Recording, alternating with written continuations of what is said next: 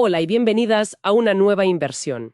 Hoy vamos a analizar una situación que, a primera vista, podría parecer un conflicto laboral más, uno de tantos, pero que si rascas un poco, revela un problema estructural con unas consecuencias enormes para todo un país. El punto de partida es un análisis de Carlos Vázquez Crisanto titulado La ley incumplida y el futuro comprometido, y se centra en cómo el incumplimiento de una ley universitaria en Perú, la Ley 30-220, está comprometiendo la formación de las futuras generaciones. La premisa es sencilla y, la verdad, bastante alarmante. Hay una ley que dice, negro sobre blanco, que el sueldo de los docentes de las universidades públicas tiene que equipararse al de los magistrados judiciales. Y el Estado, pues, sencillamente no la cumple. Nuestra misión aquí es entender por qué esto no es solo una reivindicación salarial, sino una amenaza directa al desarrollo de Perú, según el texto que tenemos. Exacto. Y lo primero que llama la atención, lo que te golpea al leerlo, es la claridad de la ley. No estamos hablando de un texto ambiguo, sujeto a interpretaciones, para nada. El artículo 96 de esa ley es explícito, casi quirúrgico, diría yo. Bien, pues vamos a desgranar eso. Si es tan claro, ¿qué dice exactamente ese artículo para que se esté montando todo este lío? Pues mira, es increíblemente directo. Establece que las remuneraciones de los docentes públicos se homologan con las de los magistrados.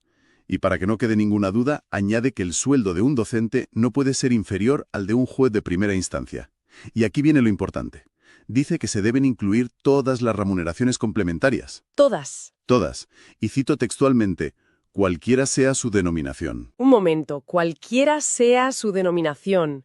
Eso suena a que el legislador ya se olía que alguien intentaría buscarle las cosquillas al asunto, ¿no? Parece una frase puesta a propósito, como a prueba de trampas. Totalmente. El análisis, de hecho, destaca que la ley tiene como 3 cerrojos de seguridad.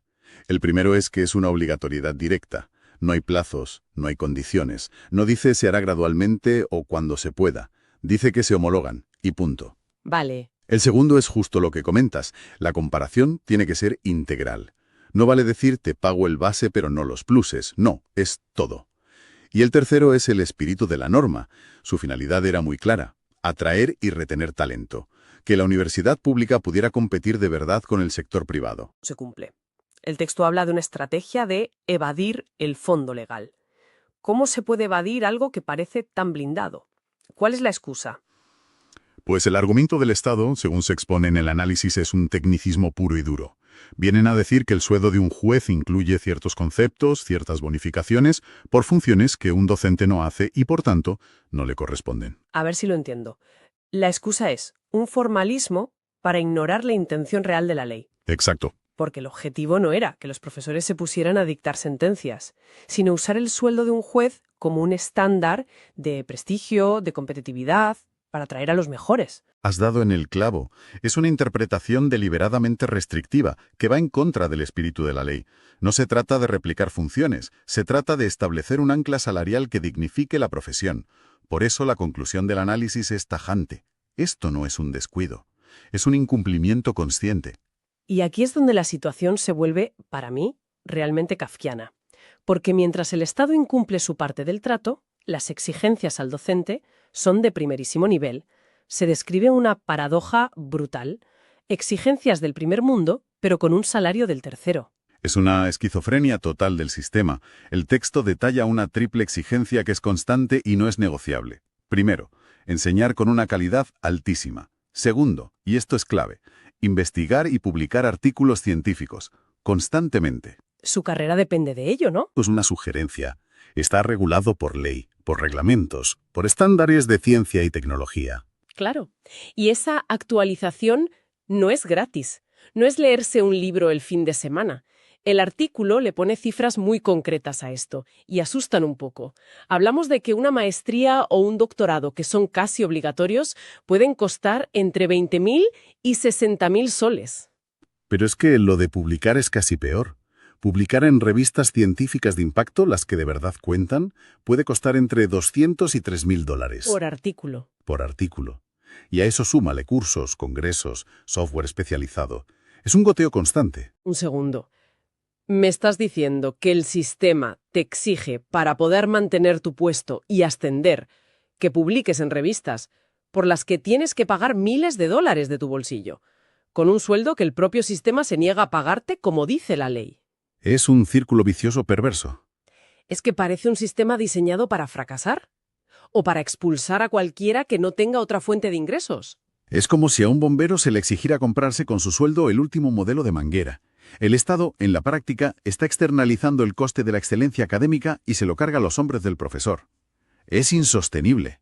Y claro, si el profesor está en esa trampa, la primera víctima tiene que ser el tiempo.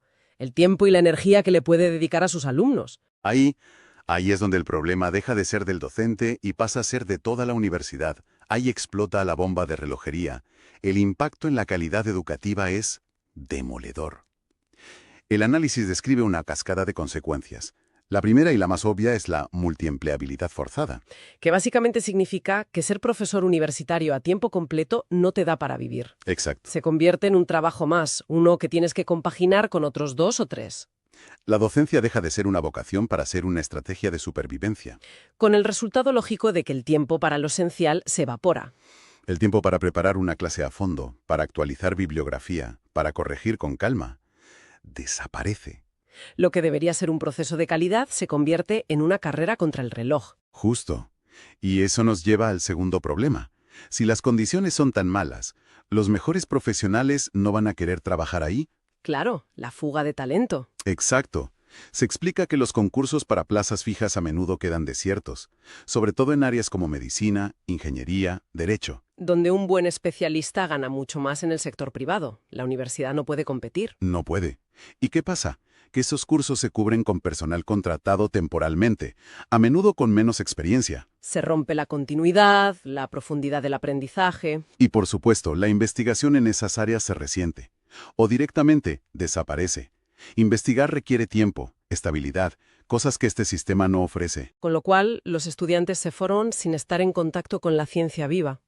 Aprenden la teoría de los libros, pero poco más. Y me queda una última pieza en este puzzle tan desolador. El trato humano, la tutoría, el acompañamiento. Se vuelve mínimo. O nulo. Un docente que corre de un trabajo a otro no tiene tiempo para orientar una tesis con la dedicación que requiere. Para sentarse con un estudiante, escucharle. El texto lo describe de forma muy gráfica. Tesis abandonadas y estudiantes que se sienten a la deriva. Hay una frase en el análisis que se me quedó grabada. Resume todo este desastre en muy pocas palabras.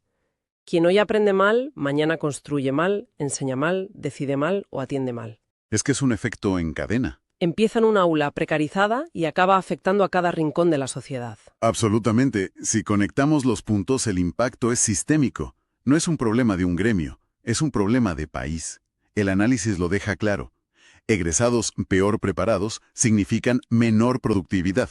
Menos investigación en las universidades significa menos innovación nacional. Y profesionales sin competencias actualizadas le restan competitividad a toda la economía. O sea que lo que empezó como una discusión sobre un artículo de una ley acaba siendo un asunto de seguridad económica nacional. Es que, además, llueve sobre mojado. Organismos como la OCDE, la UNESCO, el Banco Mundial, llevan años diciendo lo mismo. El factor más determinante en la calidad del aprendizaje es la calidad del docente. Ignorar eso no es gratis. Tiene un coste social y económico gigantesco. Entonces, después de ver todo este panorama, el análisis propone darle la vuelta a la tortilla. La discusión no debería ser si un docente merece o no ganar más. Esa, al parecer, es la pregunta equivocada. Exacto. La pregunta clave que se plantea es mucho más profunda.